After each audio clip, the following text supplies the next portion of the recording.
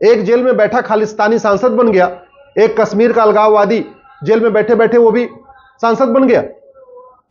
हुक्का बार खुल रहा है व्यापार के नाम पे, डांस बार भी ये व्यापार बना हुआ है, बियर बार भी व्यापार बना हुआ है, सट्टा बार भी व्यापार बना हुआ है, कैसीनो भी व्यापार बना हुआ है। क्या भारत एक स्वतंत्र राष्ट्र है? क्या भारत एक संप्रभु राष्ट्र है? क्या भारत में संविधान है? क्या भारत में कानून का राज है? और क्या कानून सबके लिए एक समान है? अगर इसको समझना है तो प्लीज ये वीडियो पूरा देखिए और कुछ देर के लिए पार्टियों की गुलामी छोड़ दीजिए, नेताओं की गुलामी छोड़ दीजिए। मैं इसलिए कह रहा हूं, स्वतंत्र दो शब्दों से मिलकर बना है। स्वतंत्र यानी अपना तंत्र, यानी जितना सिस्टम हो सब कुछ अपना होना चाहिए।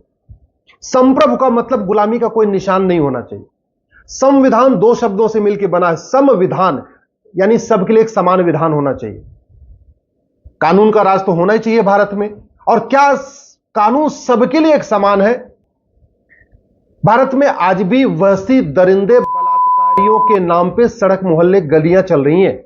और पूरे देश में तो छोड़िए, देश की राजधानी दिल्ली में अकबर रोड है, बाबर रोड है, हुमायूं रोड है, तुगलक रोड है।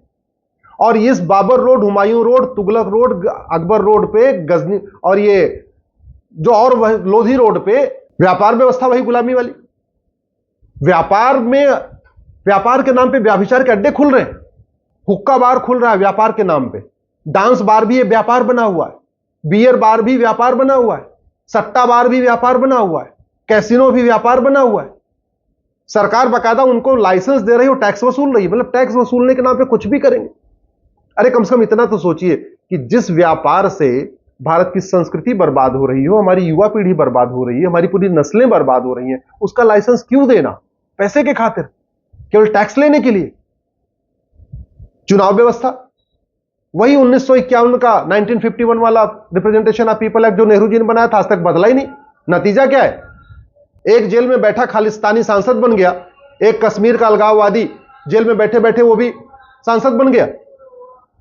सही लोग, अच्छे लोग, ईमानदार लोग, राष्ट्रभक्त लोग पहुंच नहीं पा रहे हैं संसद विधानसभा में, और माओवादी, नक्सली, अलगाववादी, कट्टरपंथी, जिहादी, मजहबी उन्माद फैलाने वाले लोकसभा, राज्यसभा, विधानसभा में पहुंच रहे हैं।